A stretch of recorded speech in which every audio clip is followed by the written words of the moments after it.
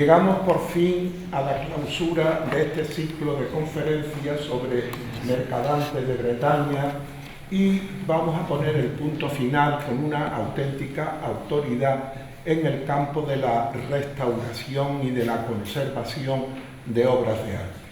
Se trata en este caso, para mí, de un queridísimo amigo y compañero de hace muchos años, a título personal y a título familiar también, don Francisco Arquillo Torres, sobradamente conocido en Sevilla, porque él formó, al llegar, esa revolución en el campo de las artes respecto a la especialidad de la restauración, delindando muy bien lo que es la creación artística de un imaginero, de un escultor, y lo que es realmente la restauración de la obra de arte, con todo lo que eso supone de la utilización de una metodología específica, de un tratamiento singular, etc. Yo, como digo, he tenido la suerte de empatizar con él, como dicen ahora los progresistas, desde hace mucho tiempo, y con ello me he beneficiado porque me he enriquecido, he hecho una puesta al día en este campo, ¿verdad?, tan apasionante y además tan gratificante como es el de la restauración, porque uno contempla un relieve, una escultura, una pintura totalmente destrozada y cuando la ve restaurada, pues te entra como una felicidad enorme diciendo hemos podido rescatar, hemos podido salvar una pieza de nuestro importante patrimonio artístico sevillano. Don Francisco Arquillo vino, él es sevillano, pero profesionalmente llegó de Valencia, donde había obtenido la cátedra de restauración y tomó posesión aquí de la cátedra de la misma titulación. Él hizo sus estudios en Madrid, pero luego amplió su formación como restaurador en Roma, en el Instituto del Restauro de Roma y también en la UNESCO. Es una persona, por tanto, muy capacitada dentro de su especialidad y muy reconocida en todo el mundo, no solo en Sevilla, no solo en Andalucía, no solo en España, sino también mucho más allá de nuestras fronteras, no solo nacionales, sino también internacionales, especialmente en Iberoamérica. Podríamos decir muchas cosas, pero no soy yo el que voy a hablar, sencillamente es un poco centrar a la persona que va a hacer hoy uso de la palabra, al profesor Arquillo, y bastaría tan solo con refrescar la memoria, con recordarles que aquí en nuestra ciudad, que como todos sabemos es una de las ciudades de mayor y de más importante riqueza artística en el mundo, a nivel de como pueda ser Roma o Venecia, no en balde, durante el siglo XVI a Sevilla se le llamaba la Nova Roma, por la ingente cantidad de obras de arte que se encargaban, que se ejecutaban, que se traían incluso desde el país vecino, desde Italia, para embellecer los palacios y la propia ciudad, y comenzar, por supuesto, a hacer esas colecciones que en Sevilla siempre a través del tiempo han sido tan importantes,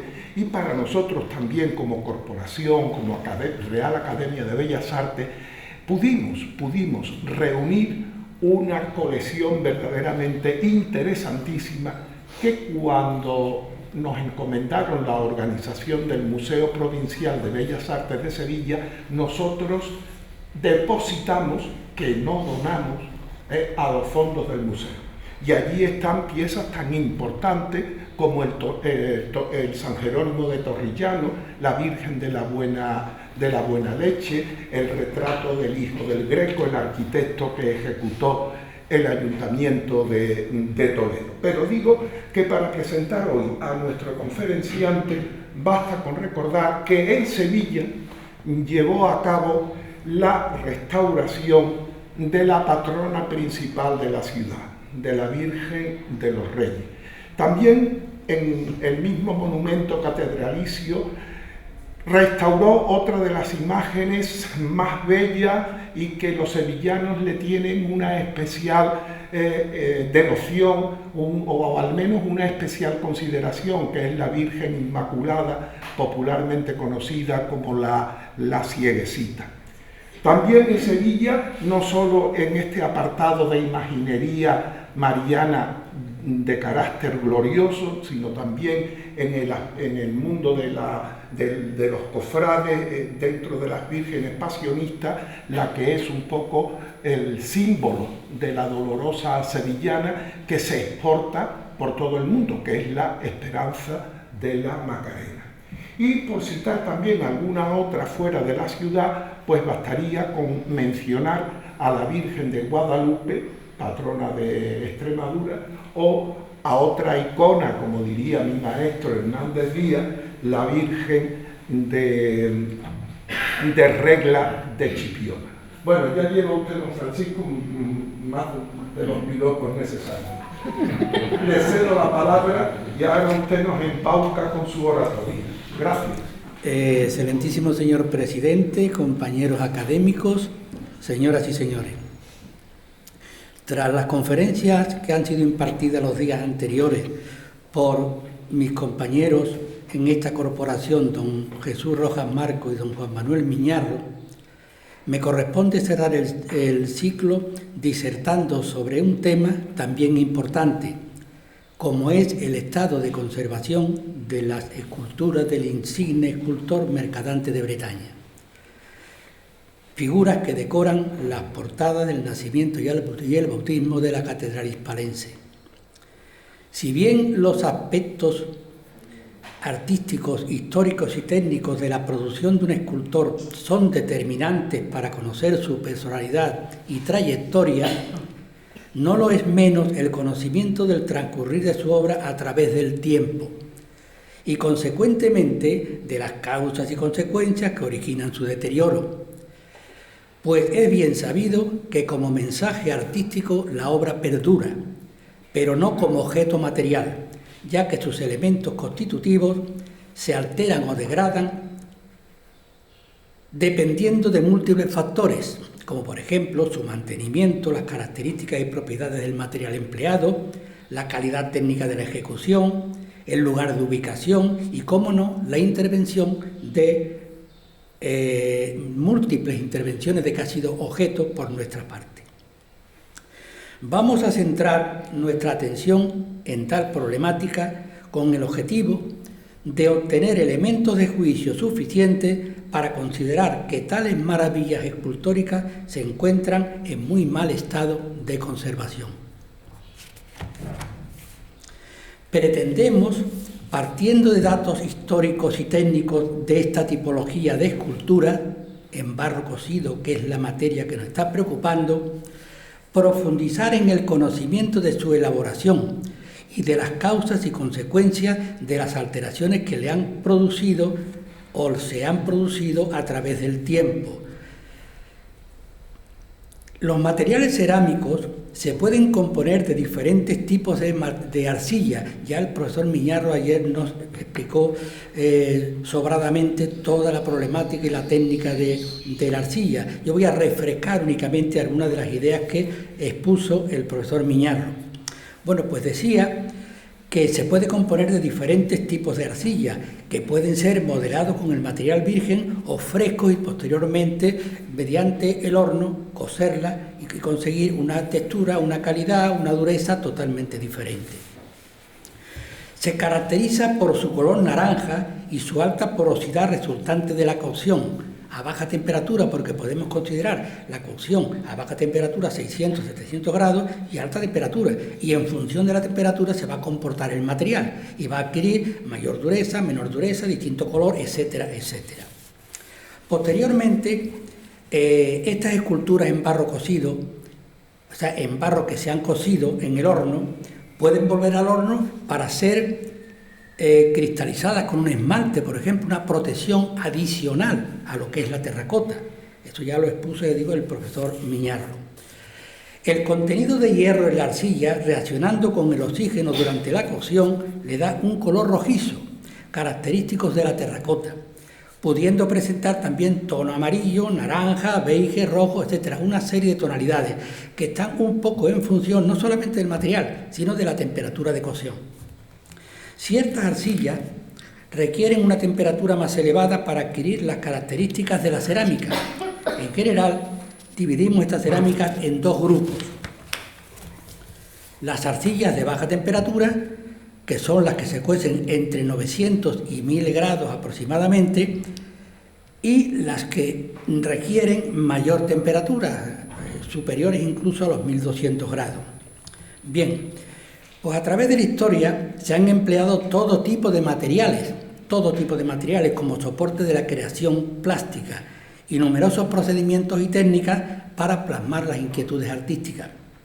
Uno de esos materiales, por su versatilidad, plasticidad, estabilidad y durabilidad, es el material protagonista de este trabajo, el barro cocido o terracota. El empleo de la cerámica es un hecho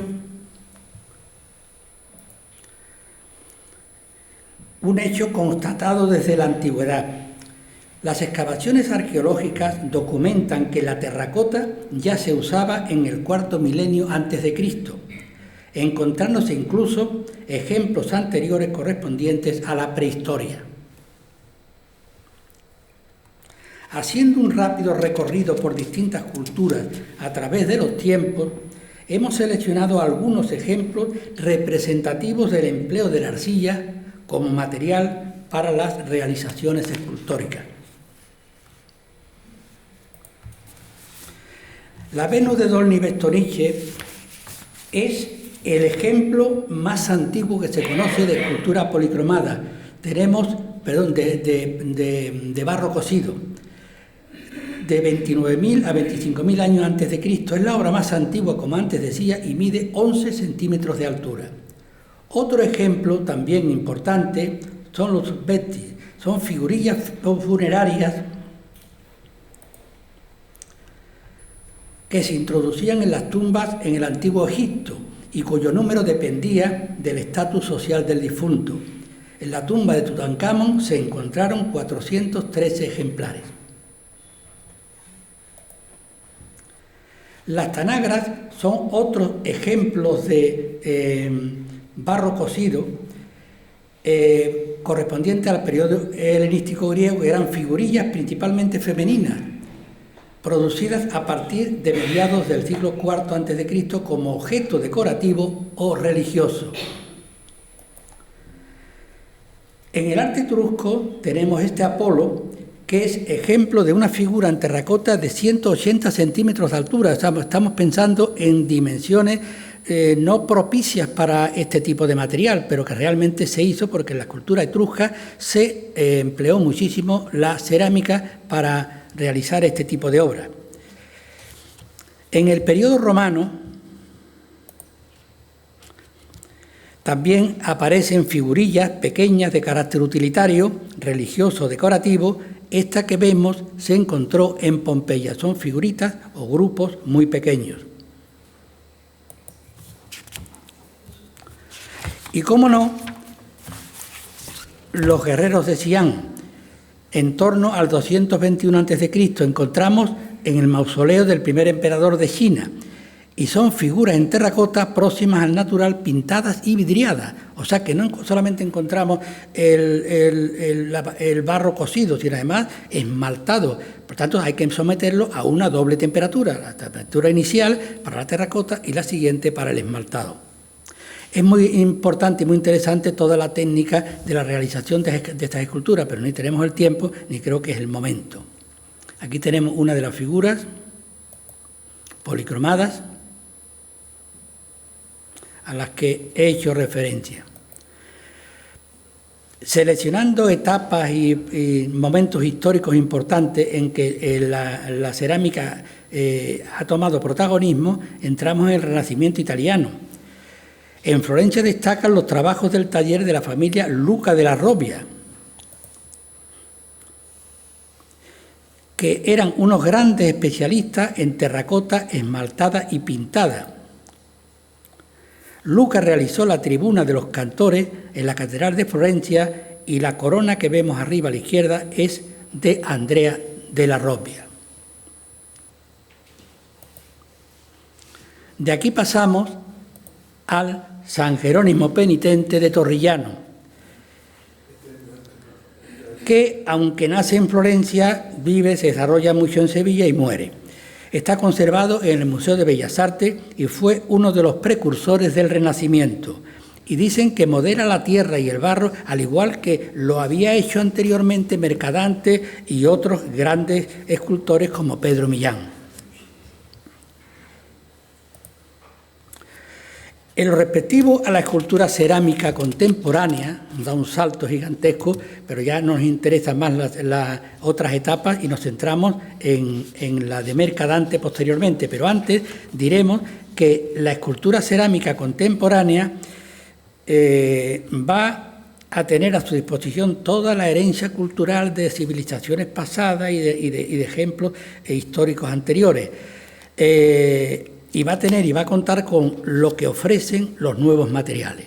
Por lo tanto, tiene ahí un bagaje de conocimiento impresionante para hacer muchísimas cosas en base a todas estas aportaciones. Pretendemos, a partir de ahora, introducirnos en un mundo de la conservación y restauración con el objetivo de dar a conocer el estado de conservación en que se encuentra el conjunto escultórico realizado por Lorenzo Mercadante para la Catedral Sevillana, así como todas las connotaciones que el tema genera. El acelerado desarrollo que experimenta la sociedad ha evidenciado con crudeza hasta qué punto influye en el deterioro de las obras de arte, testimonios perecederos por su propia naturaleza que se han visto acelerados en el proceso de deterioro hasta límites tales que cuanto acontece desborda las previsiones y convulsiona el mundo de la restauración. Son muchas las consecuencias derivadas del progreso, la mayoría capaces de contribuir al bienestar humano, pero otras negativas si se desconocen o no se aplican los medios correctores que neutralicen o controlen su acción. Ante tal estado de cosas, la obra se encuentra indefensa y en ocasiones olvidada, no obstante, asuma protagonismo relevante en lo que respecta a nuestra historia, cultura y valores espirituales. A los desequilibrios derivados de tal situación se le intenta buscar soluciones, siendo de justicia reconocer que en los últimos años se ha avanzado bastante en la tutela y conservación del patrimonio histórico-artístico, aunque aún estamos lejos de haber cubierto las necesidades más urgentes.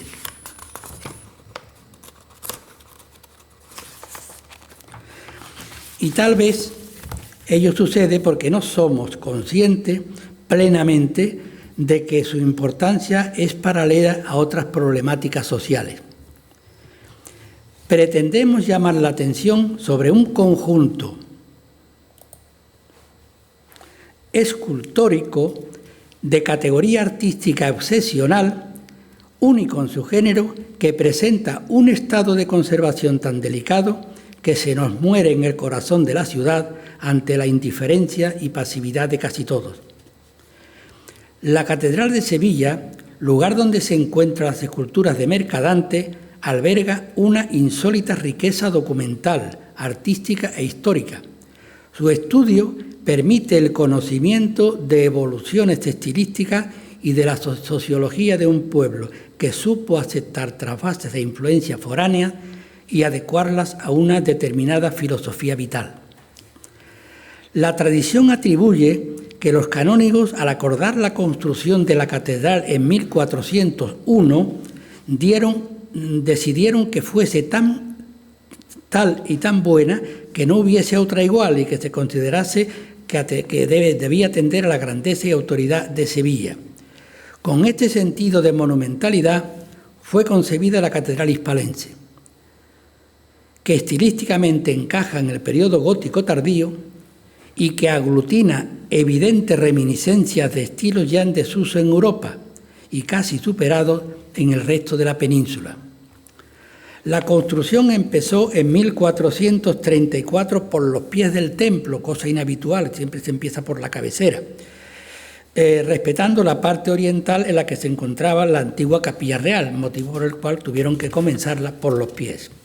Esto da una circunstancia curiosa después cuando empieza a intervenir Mercadante, que ya explicaré. No obstante la grandiosidad de la empresa, que supo aglutinar con armonía sorprendente a muchos artistas atraídos por la trascendencia de la obra, a ello acudieron no solamente de la península, sino incluso de Centro Europa, y entre ellos vamos a encontrar a Lorenzo Mercadante, uno de los más extraordinarios escultores del Renacimiento nórdico. De las 9 puertas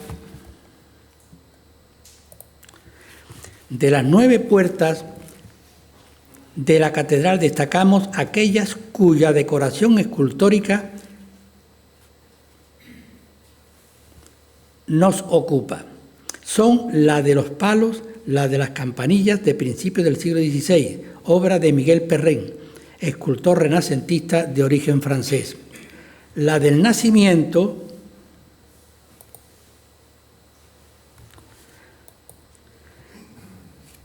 y el bautismo son del insigne escultor Mercadante de Bretaña hacia el año 1434.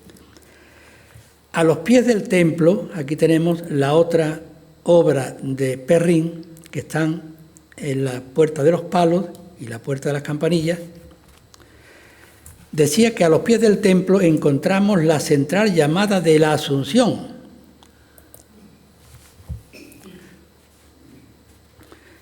ejecutada entre los años 1829,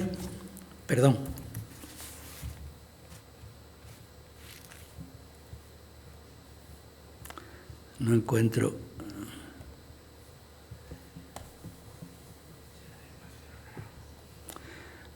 dónde engancharme para...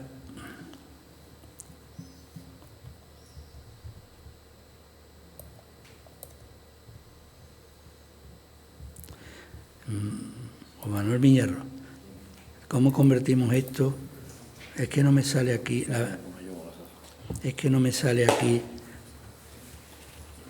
la barra para transformar esto. Le escape para salir de esa pantalla. Eso. ¿Vale? Vale, ya está.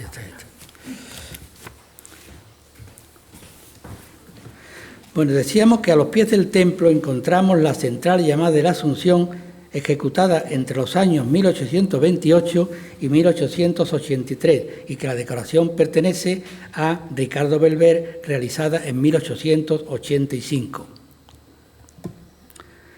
La actividad de Mercadante se documenta de 1453 a 1467.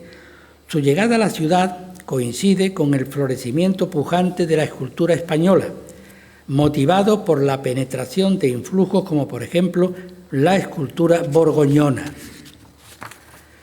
La gran cantidad de artistas foráneos van a asimilar en mayor o menor grado las influencias interiores, aunque algunos de ellos, como es el caso de Mercadante, van a conservar un purismo nórdico fuera de lo habitual. Mercadante, según Jiménez Placer, es uno de los más extraordinarios entre los grandes escultores del Renacimiento nórdico, tal vez porque a su gran sentido de la monumentalidad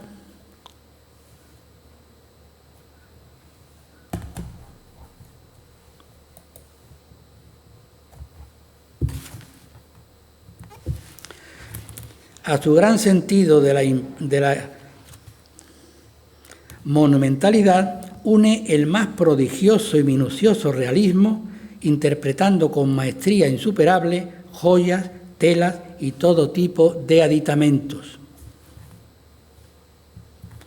En el aspecto técnico, su maestría es insuperable y sus recursos no dejan de sorprendernos. Trata las carnes con una delicadeza exquisita y a las telas le imprime la calidad y textura que les corresponde, y tal virtuosismo en el tratamiento de los tejidos, podríamos pensar que hay empleo de una plantilla. Siente la preocupación por reflejar en los rostros detalles individuales, dando mayor personalidad a las esculturas y emprendiendo un largo camino que desembocará en el Renacimiento.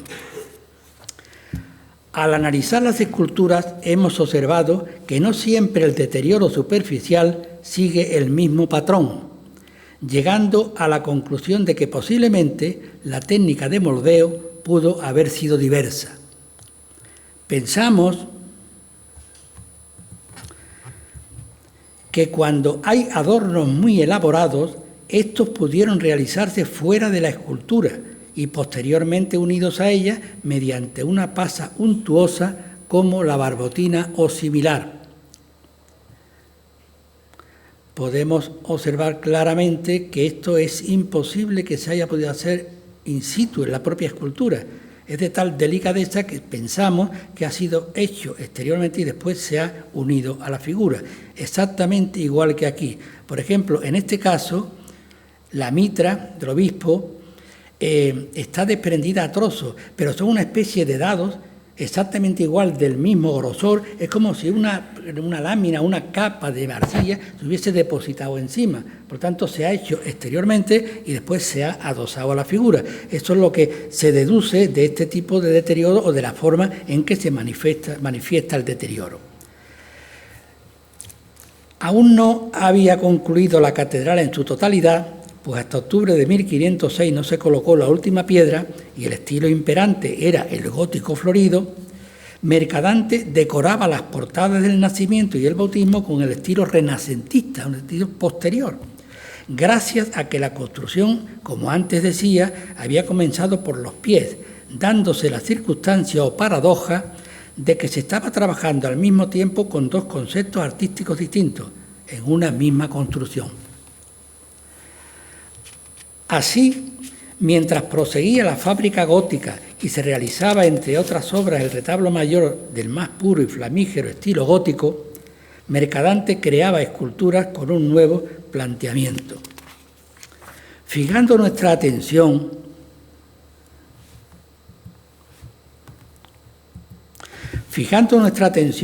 en la fachada principal, encontramos flanqueando la puerta de la Asunción del siglo XIX las del Nacimiento y el Bautismo. La portada del Nacimiento presenta en la jamba la figura de los 4 evangelistas, San Laureano y San Hermenegildo. La del Bautismo, las estatuas de San Leandro, San Isidoro, San Fulgencio, Santa Florentina y las santas mártires Justa y Rufina. Las esculturas de las dos portadas debieron ser posteriores a la del cardenal Cervantes, ya que en los años 1464-1467 se le pagaron las de terracota y el sepulcro fue realizado en 1458. La obra de Mercadante no solo resultó innovadora en cuanto a concepto artístico, sino que sirvió también para introducir un procedimiento diferente como es la escultura en barro cocido y policromado, sistema sin precedentes en la ciudad y que tuvo gran fortuna, dando lugar a toda una escuela sevillana y más tarde influyendo decisivamente en la imaginería española del siglo XVII. Entramos en el estado de conservación actual de las esculturas.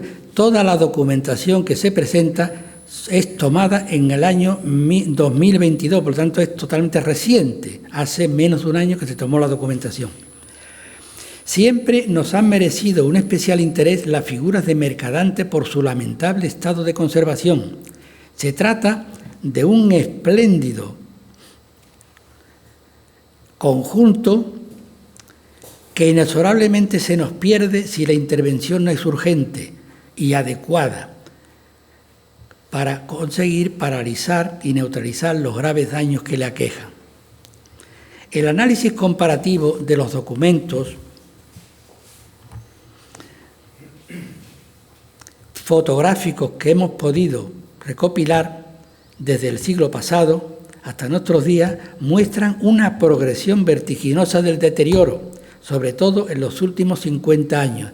Aquí tenemos un documento de 1900, es del 75, 50 años hace, y la evolución ha sido lamentable. O sea, hay un desarrollo del deterioro que no se puede apreciar aquí en este tipo de fotografías. Cuando tú te aproximas y la ves en detalle, es impresionante cómo ha cambiado esa superficie y cómo se ha degradado y se ha deteriorado la cerámica. El análisis comparativo de los documentos, como he dicho, es sorprendente el daño que se ha originado en los últimos 50 años. Durante la restauración que realizamos al retablo mayor de la catedral, entre los años 1977 y 1979, tuvimos ocasión de observar con frecuencia diaria su precario estado y sobrecogernos ante tan triste realidad. La denuncia se hizo oportunamente a la Comisión para la Conservación del Tesoro Histórico-Artístico de la Catedral, que hizo suya la preocupación y el deseo de actuar, pero no con la prontitud que el caso requería. Sobre los artistas que intervinieron en el retablo, sabemos que en 1480 se encarga a Pierre Dancart, escultor flamenco, el diseño o trazas para acometer su construcción. También intervinieron otros artistas centroeuropeos, como el maestro Marco, tallista oriundo de Flandes. Es decir, que la importancia de la obra atrajo a toda una pléyade de renombrados artistas europeos, pero tengamos en cuenta que estamos hablando de escultores contemporáneos al protagonista de esta conferencia, que son flamencos que vienen de Centro Europa para trabajar en Sevilla con motivo de la restauración, de la realización del retablo, de la catedral y de todo lo que implicaba esa catedral. Después de varias críticas constructivas,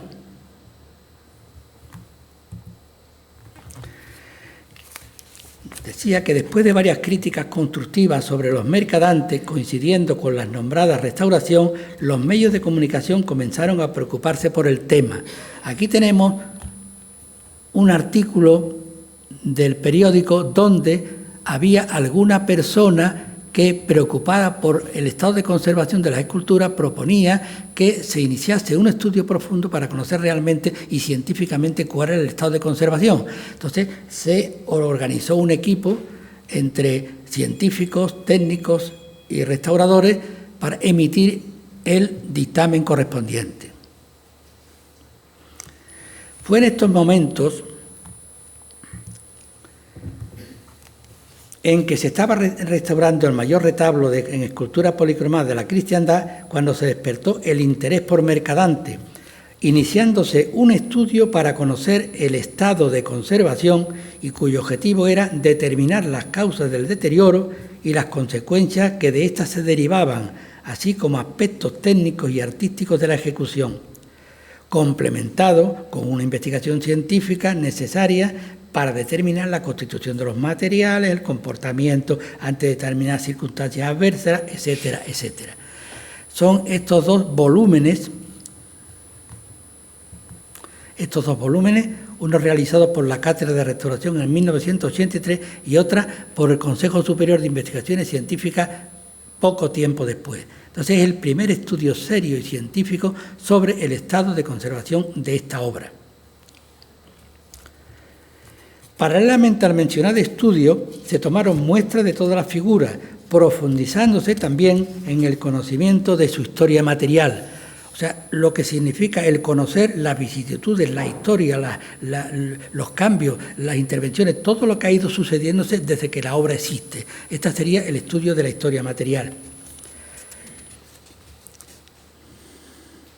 Paralelamente se tomaron muestras de todas las figuras, se montaron unos andamios expresamente para tomar muestras de todas las figuras, muestras que se tomaron para hacer la analítica correspondiente.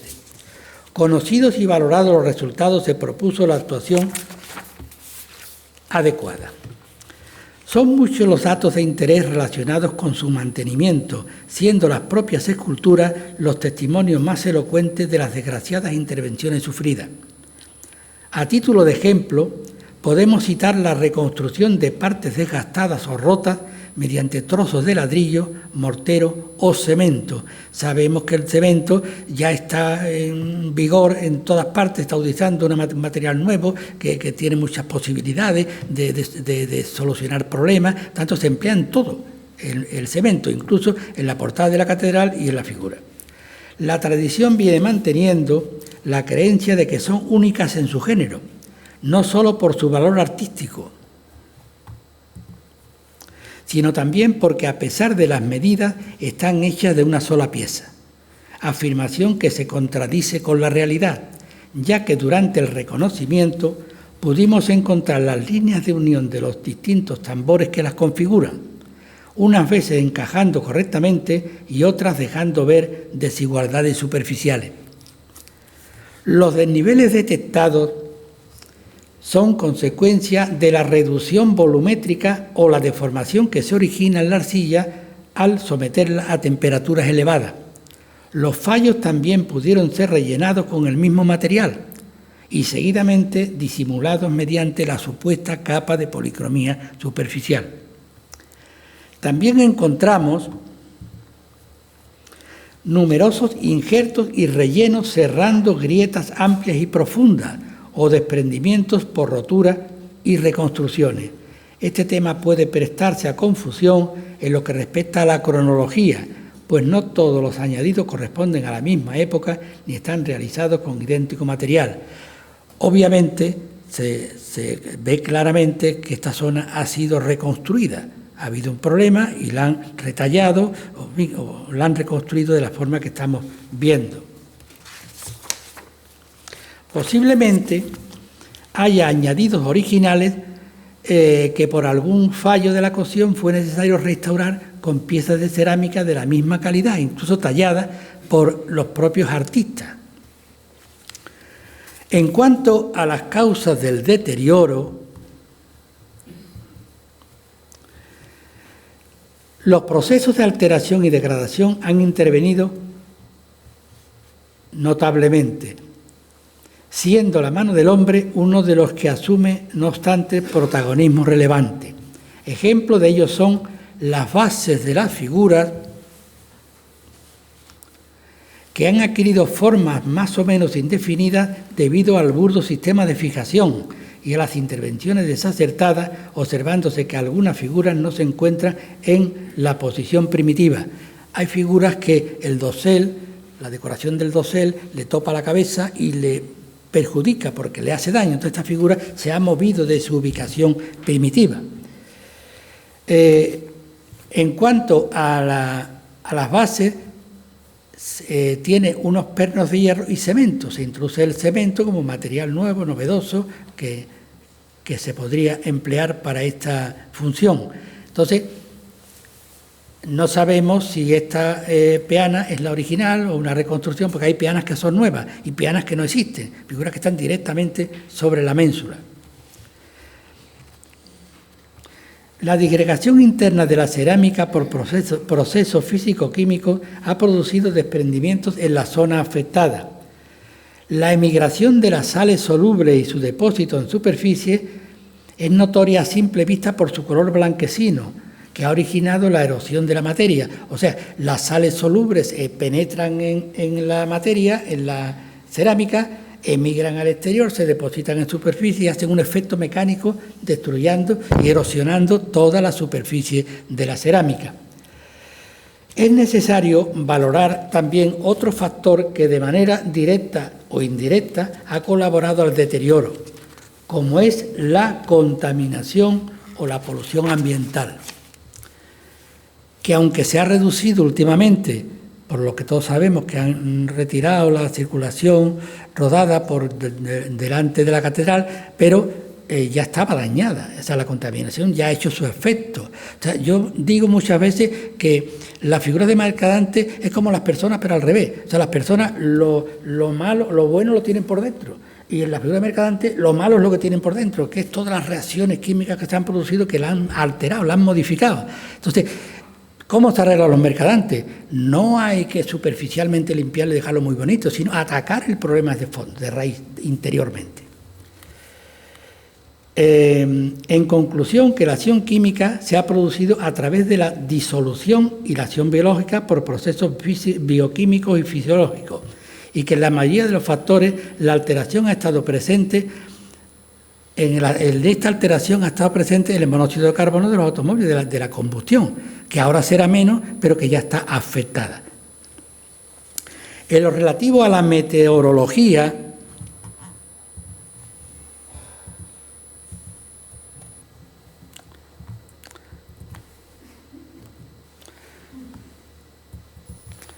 vaya, esto está bloqueado.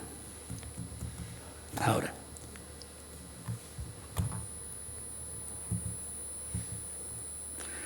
En lo relativo a la meteorología,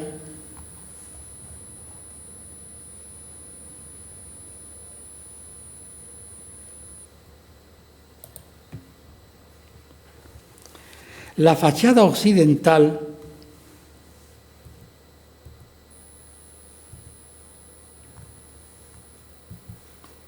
me estoy peleando con el ordenador, pero al final voy a salir victorioso. En lo relativo a la meteorología, la fachada occidental, donde se encuentran las esculturas de Mercadante, es la que con mayor virulencia sufre las consecuencias.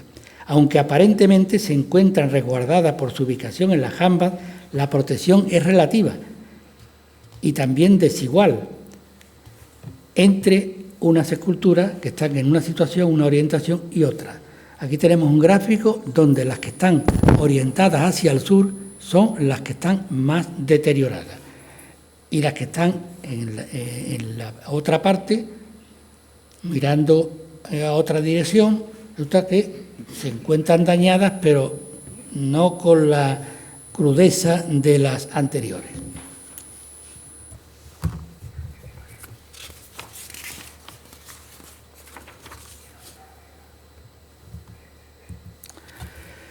En relación con el valor termohidrográfico, que es la medición de temperatura, la temperatura y humedad que existe en la obra, durante las distintas épocas del año, podemos confirmar que en los meses de octubre, noviembre, marzo, abril y mayo la temperatura de la figura se estabiliza en límites normales, manteniendo un equilibrio en lo relacionado con la humedad y la temperatura, que consideramos no influye negativamente en la conservación. En cambio, en los meses de diciembre, enero y febrero, la humedad alcanza valores altos y la temperatura fluctúa entre el día y la noche con una curva que roza los límites de la congelación. En los meses de junio, julio, agosto y septiembre, la humedad desciende mucho, subiendo la temperatura durante las horas solares hasta límites extremos. Por ejemplo, podemos ver que en los meses de junio, julio y agosto, la temperatura nos llega casi a los 75 grados. O sea, que está durante 1 hora, 2 horas, 3 horas, a 75 grados la cerámica. Y la humedad, hay un periodo de tiempo que permanece también muy bajo o muy alto. Entonces, cuando la temperatura y la humedad no concuerdan y se desequilibran, es cuando la cerámica sufre las consecuencias. Entonces, también se hicieron las mediciones de humedad y temperatura. Es evidente que quien les habla había emprendido una cruzada en favor de los mercadantes y para ello era fundamental no bajar la guardia, prosiguiendo con las entrevistas y las publicaciones como única manera de hacer visible el problema, aunque no siempre eran bien recibidas.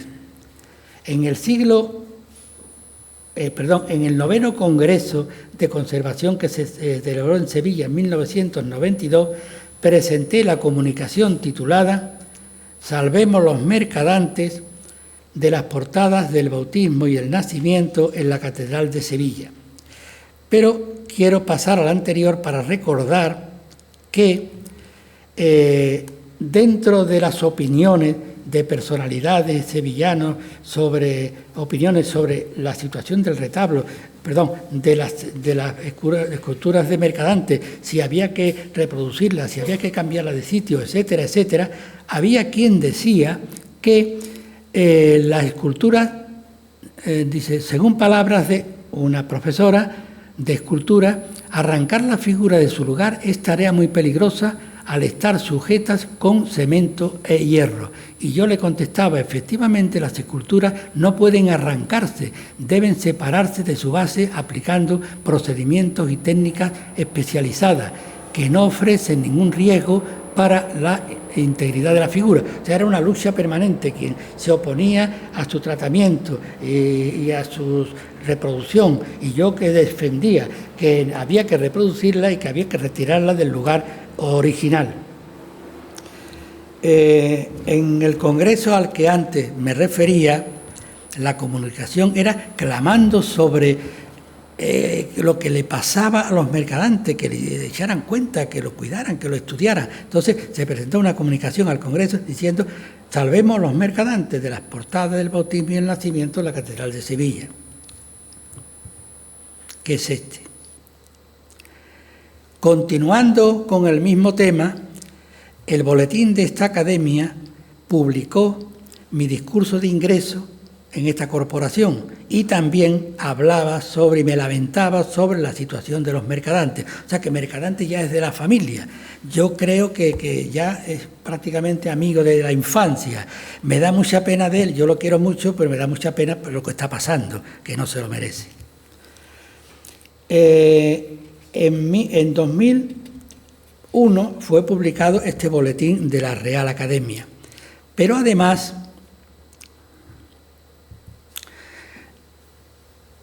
poco tiempo después, en 2001,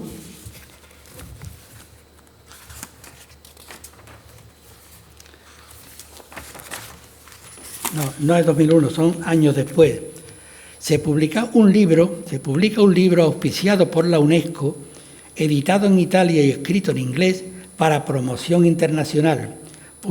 Este libro publicaba un capítulo titulado Datos históricos sobre la conservación y restauración de obras de arte, lamentándome de cómo caen en el olvido algunas obras de arte, como por ejemplo nuestros queridos mercadantes. También marcaba la pauta sobre mi opinión de este conjunto escultórico.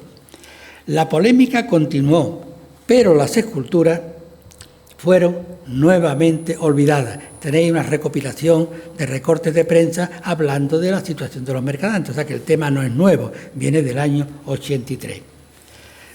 Bueno, pues ahora ha llegado el momento de sorprendernos o indignarnos por lo que voy a mostrar, que es el estado de conservación de las obras en mayo de 2022.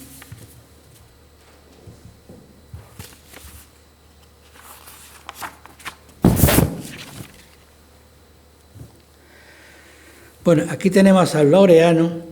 Vamos con la primera portada, que es la del nacimiento o la de San Miguel, por donde entran las cofradías, que algunas de las figuras presentan un estado que si no lo vemos no lo creemos. Entonces no es lo mismo pasar por la acera y decir, mira, están rojizas, están tal, que el rojo corresponde, como he dicho, que si la temperatura es superior, que si la arcilla es diferente. Pero la gente no percibe la peligrosidad del tema, porque no es posible. Pero claro, cuando tenemos la posibilidad de acercarnos hasta límites extremos y ver con detalle qué sucede, es cuando nos ponemos las manos en la cabeza y decimos, ¡qué barbaridad! No cabe duda que hoy día, en fin, hay un protocolo de actuaciones, la Catedral, el Instituto de Restauración de Madrid, periódicamente están haciendo intervenciones, o sea, un protocolo de conservación. Pero claro, se están haciendo conservaciones externas, superficiales, pero he dicho que el mal está en el interior y por lo tanto lo que hagamos por el exterior no nos vale prácticamente para nada. Pero además se hace, y como se ve a mucha distancia, se hacen cosas indebidas. Bueno, aquí tenemos San Laureano, que no me permite, bueno, lo haré con el puntero. Aquí tenemos un detalle, fijaros cómo está esa superficie, está degradada, está la cerámica está pulverulenta, no tiene consistencia ninguna, es por el efecto de la contaminación y todas las causas que anteriormente dije. Esta zona de aquí, con este dibujo exquisito que vemos, se ha perdido, toda esta parte se ha perdido, aquí. Y voy a ir señalando puntos que son problemas graves, porque si la viéramos en su conjunto y la analizáramos con detalle, sería infinitamente, en fin, mayor el problema.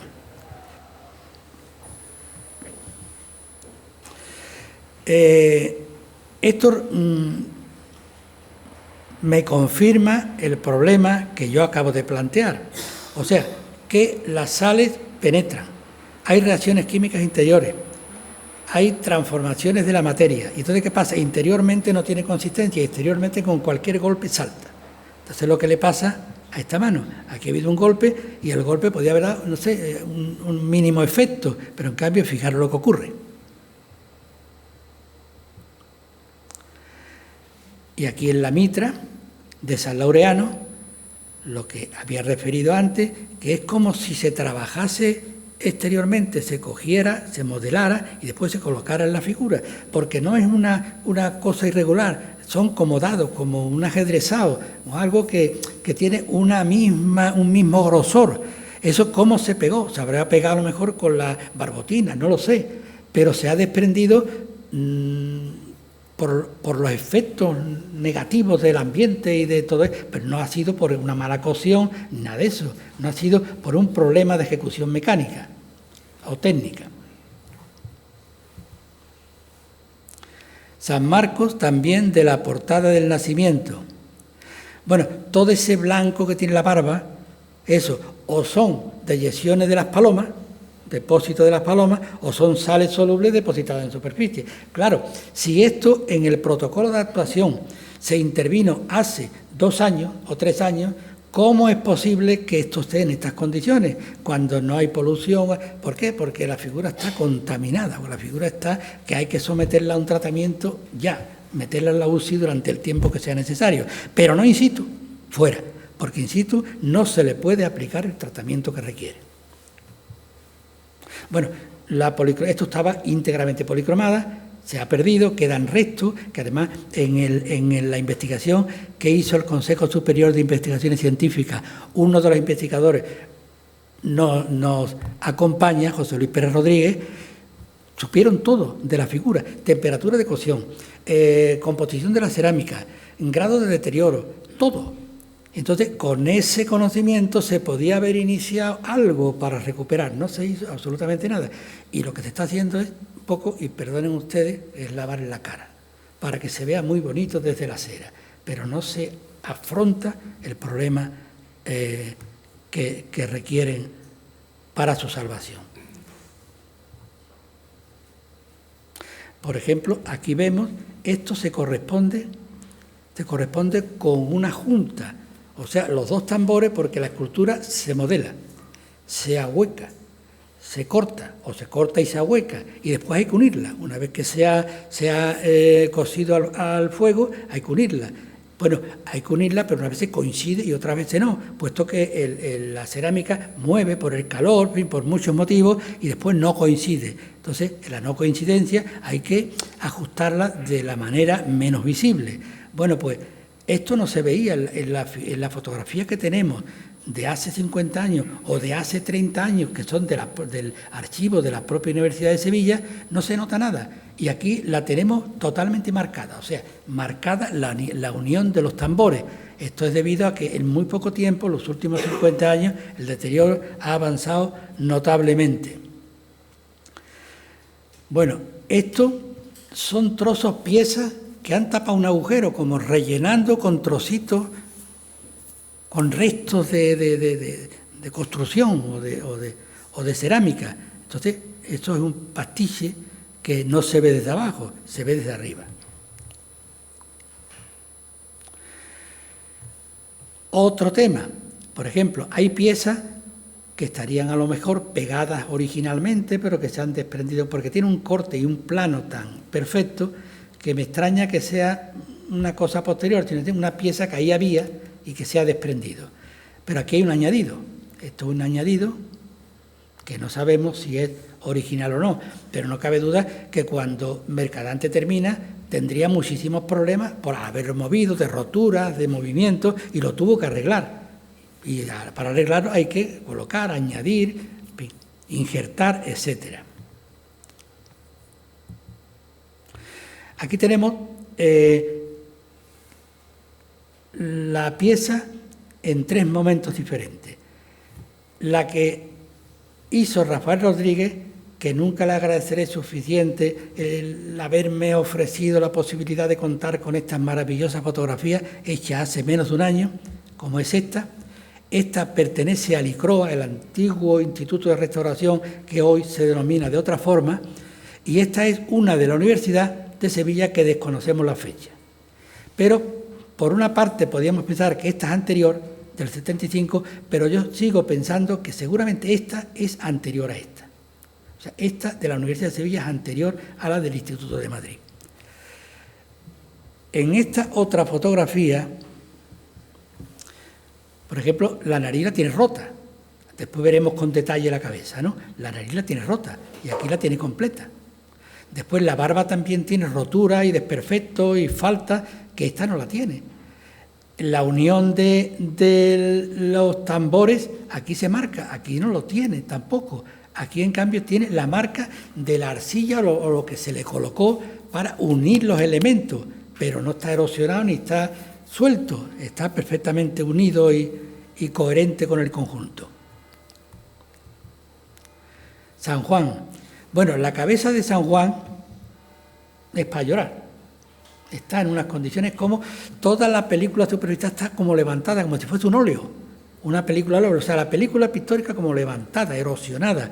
Entonces esto se va levantando, se va cayendo, entonces cada vez esa superficie queda más desigual. Y aquí vean ustedes que aquí ya tiene un golpe, o sea, esto las palomas no hacen esto, ni tampoco el viento. Aquí es que alguien lo ha hecho y dice, bueno, como se ve a distancia, vamos a dejarlo como está. Es una fotografía de hace menos de un año. Y en la mejilla. Bueno, San Juan. Decíamos que, aunque la leyenda decía que aquello era una sola pieza, que era una maravilla técnica. No, una sola pieza, digo que son tambores. Aquí se ve otra vez la unión de 2 tambores. Aquí está el corte, todas está el corte por aquí, a esta altura. Se hacía la parte de la cabeza y después el resto. Las manos también se añadían, o sea, no, que era una recomposición de las piezas que el artista había modelado y que después las separó y las rejuntó.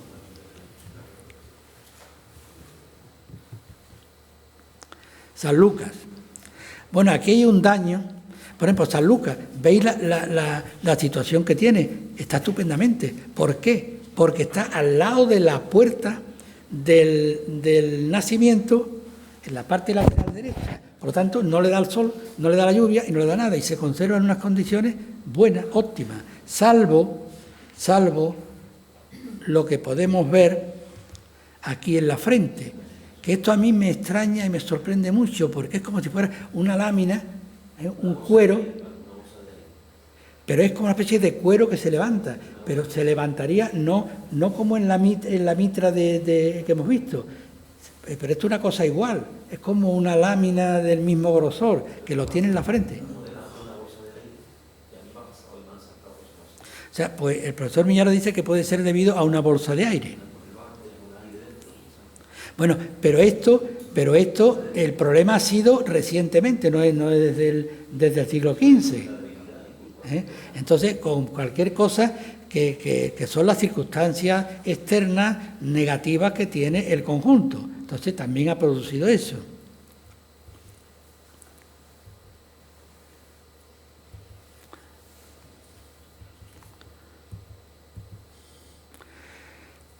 Este es de la misma figura. ¿Veis aquí? Estos son golpes, no puede ser otra cosa.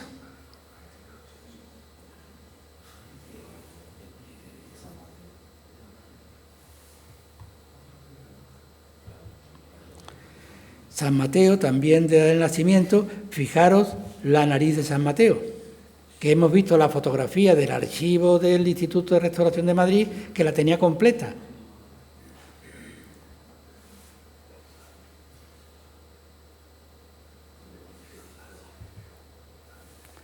Y fijaros esa parte de ahí. Esto está descarnado totalmente. Fijaros, está abierto esto. Aquí se ha perdido, se ha caído, como cuando está deshecha una superficie, pues no tiene consistencia y se va cayendo, desmoronando, pues lo mismo está esa zona. Y esto tiene un mantenimiento.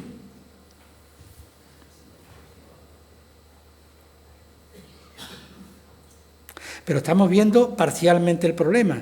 Si nos vamos para abajo, pues lo mismo continúa. Fijaros esa mano. Bueno, los dedos son falsos, ¿eh? Estos dedos son rehechos. Anatómicamente no concuerdan y tienen una forma que solo los escultores ven que eso ahí no encaja, ¿no? Esto de aquí también está destrozado. Esto de aquí también, el cíngulo este, el cordón, también está roto. Aquí tenemos la comparación de estas dos imágenes. Esta es de Licroa, del 75, y esta es del año 2022. Entonces, veis, aquí no se percibe nada. Aquí ya lo tenemos. Y esta parte es la que anteriormente he mostrado, que aquí no está.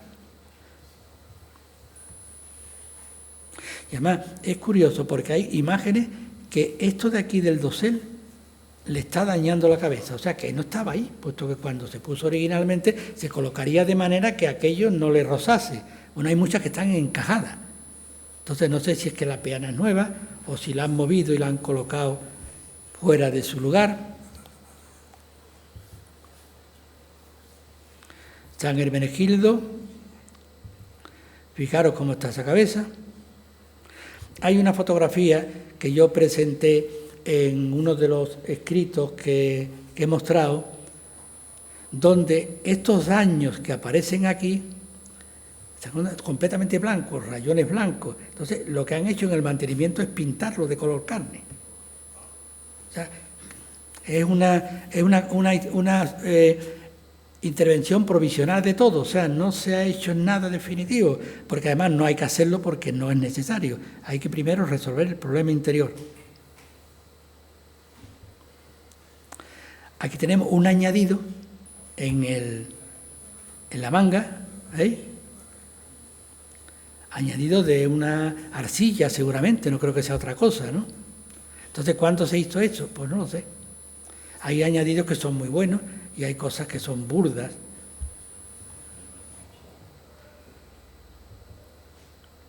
Y esta mano. Esto, el motivo por el que se haya producido esto, yo lo desconozco, pero algo fuerte ha tenido que hacer. Esto no es porque está roto por una ampolla de aire, digo, no, esto es porque le han dado un golpe. Claro, lo que yo no tengo es el documento del 27 o de hace 20 años o 30 años para ir comparando. De momento no lo tengo, pero, en fin, algún día lo tendremos. Santa Justa, bueno, la cabeza de Santa Justa es una pena, total. Fijaros, todo eso que tiene la mejilla derecha son sales, temas de las aves. Y la erosión y la degradación del levantamiento por el cambio de... Por ejemplo, una sal cuando entra, después sale, y cuando está dentro, si aumenta de volumen por el efecto de la humedad, se hidrata, aumenta de volumen, rompe la película superficial. Entonces eso puede haber pasado aquí. Entonces, en fotografías muy poco tiempo anteriores, como por ejemplo las del año del Instituto de Restauración de Madrid o las de la universidad, la cara está perfectamente. Esto es una cosa posterior en los últimos 50 años. Ahí tenemos la marca de la unión de los elementos, de los tambores, pero, no sé, disimulada un poco, ¿no? No sé si es original o es una cosa posterior.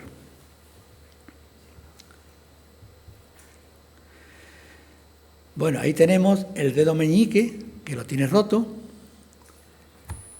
Todos estos blancos que aparecen por aquí, o son sales, o son esto de los pájaros no es porque son partes entrantes, por lo tanto ahí hay algo referente a reacciones químicas.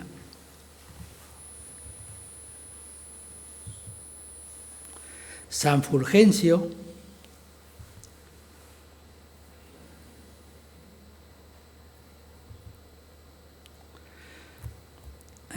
la casulla, todo esto está restañado, la herida aquí, se ha perdido el dibujo, se ha perdido todo y aparece la piedra erosionada, parece como deshecha la cerámica.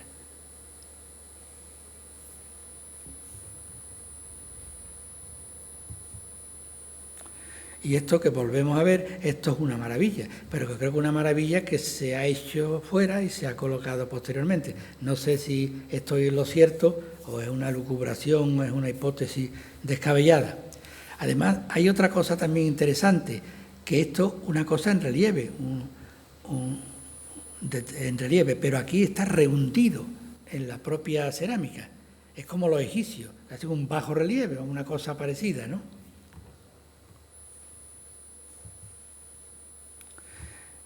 Dedo roto. Aquí tenemos otro dedo roto y toda la consabida película blanca por varias consecuencias.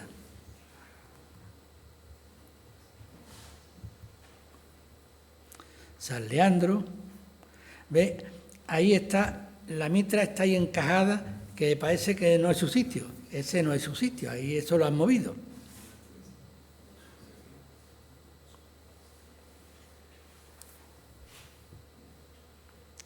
El pecho de San Leandro está como desgastado, como si hubiesen pasado una lija, vamos, está totalmente deshecho el dibujo, ¿no? Está justamente por aquí. Aquí.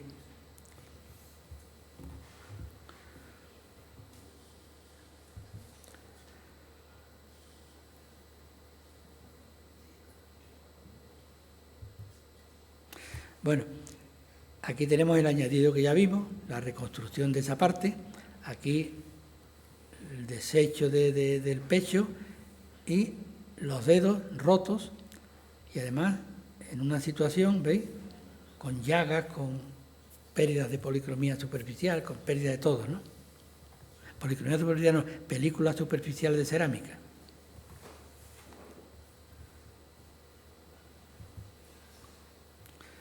San Isidoro del Bautismo.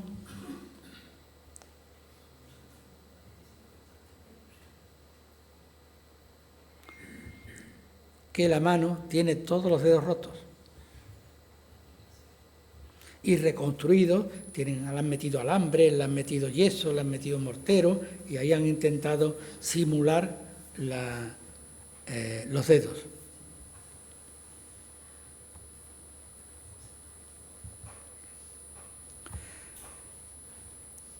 Aquí aparece, este dedo es nuevo, que además está blanco, esto lo han reconstruido con mortero, con yeso, con algo. Que además es curioso porque algunas reconstrucciones tienen todavía una tela blanca encima, o sea que se les olvidó en esa operación que hicieron quitarle las telas de protección y las tiene todavía. Este dedo, por ejemplo, aquí tiene resto, es todo completo, cubierto y aquí tiene un resto. Este dedo también está roto, este dedo está roto, este también, están todos los dedos rotos. Y aquí aparece lo que comentaba el profesor Miñarro el otro día, que la temperatura de cocción no es igual en todo el bloque, dependerá de la situación. Entonces, en el exterior es diferente que el interior porque calienta menos, porque tiene menor temperatura. Aquí, en un corte transversal, se ve perfectamente los distintos niveles de color o de temperatura que ha tenido.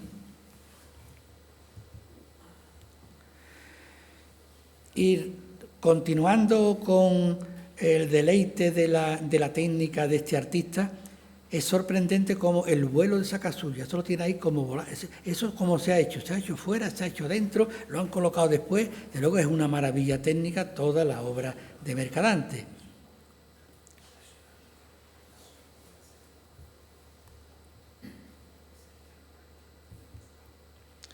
Santa Florentina, a esta le combate muchísimo la lluvia, el aire, porque está en la parte más saliente.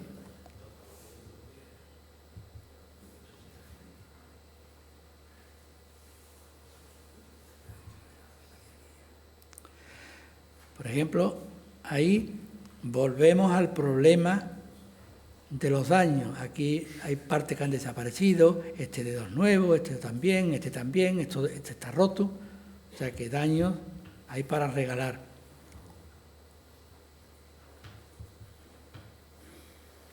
Y aquí lo mismo, pueden observar ustedes los dedos. Y este se rompería y lo han vuelto a poner, pero no encaja, no articula, es un dedo que lleva a la dirección contraria a la que debía.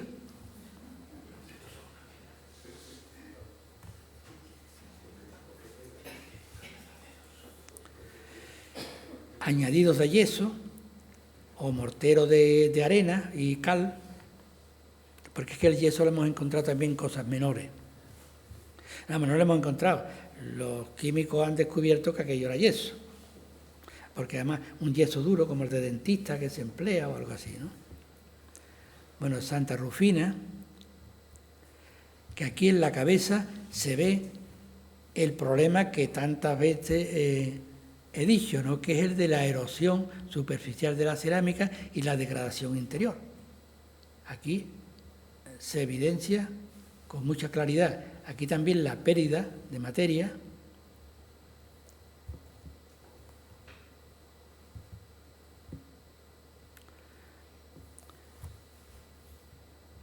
Aquí tenemos otra vez la unión de los elementos. Es curioso que todas coinciden en el mismo lugar.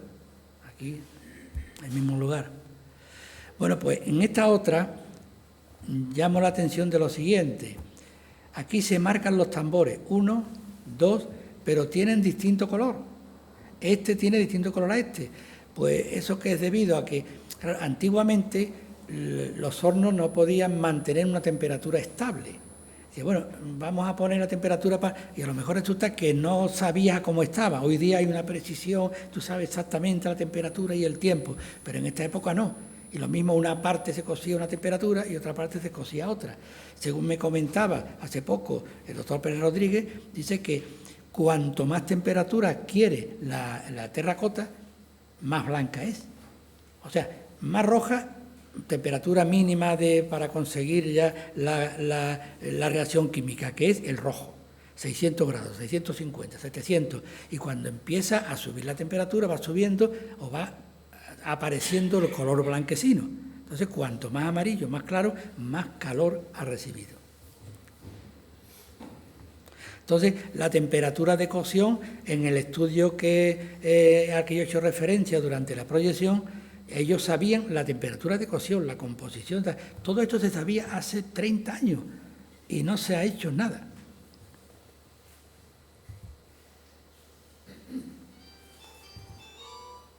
Bueno, lógicamente, después de todo el estudio que hemos hecho nosotros sobre la figura de Mercadante, tenemos que tener unas conclusiones. ¿Qué hay que hacer con todo esto? Bueno, pues yo me permito el exponer unas conclusiones de lo que yo entiendo debe hacerse a partir de este momento, que es lo siguiente. Que se trata de obras de excepcional categoría artística, únicas en su género, realizadas por un artista excepcional. Que los deterioros que presenta son consecuencias de varios factores, entre los que podemos considerar como determinantes la lluvia, el sol, la polución, las aves y la intervención del género humano. 3. Que el protocolo de mantenimiento que se está siguiendo con revisiones periódicas para controlar la evolución es un hecho plausible, pero insuficiente, porque la realidad nos demuestra que el proceso destructivo continúa. 4. Que el lugar donde se encuentran es propenso a la actuación de procesos físicos, químicos y mecánicos que alteran la terracota y la degradan, tornándose en una materia inconsistente. 5. Que sería necesario retirarla de su ubicación actual, pues entendemos que el tratamiento que requieren no puede realizarse in situ. Había una persona muy versada en el tema y como profesional de la escultura insuperable que decía: las esculturas fueron hechas por Mercadante para la Catedral de Sevilla y tienen que morir con ellas. No sé si venía en uno de los periódicos a los que he proyectado. Ya que sería necesario, en mi opinión, retirarlas y después veremos a ver qué hacemos, pero primero retirarlas.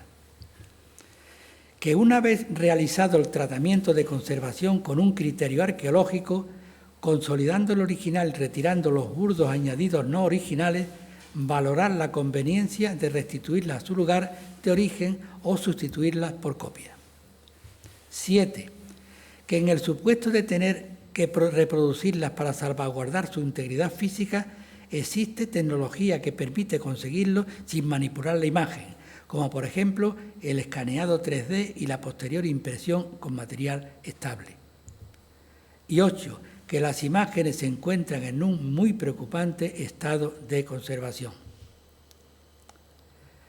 Concluimos con la proyección de 3 casos, creo que es muy importante.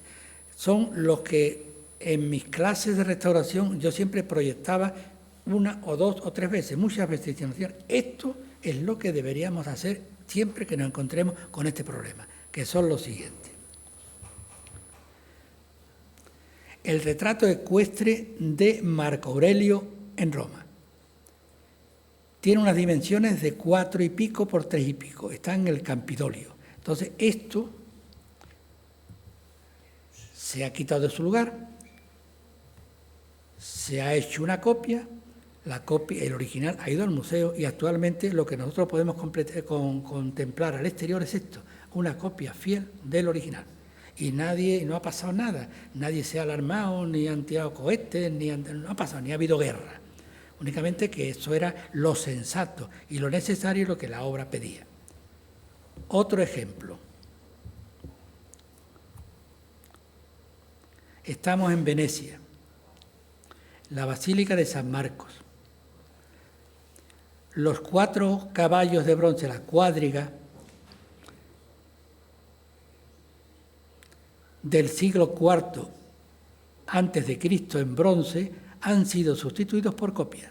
Y estamos en lo que representa ese monumento, la Basílica de San Marcos de Venecia. Pues los caballos griegos los han quitado, los han metido en el museo y han puesto unas copias.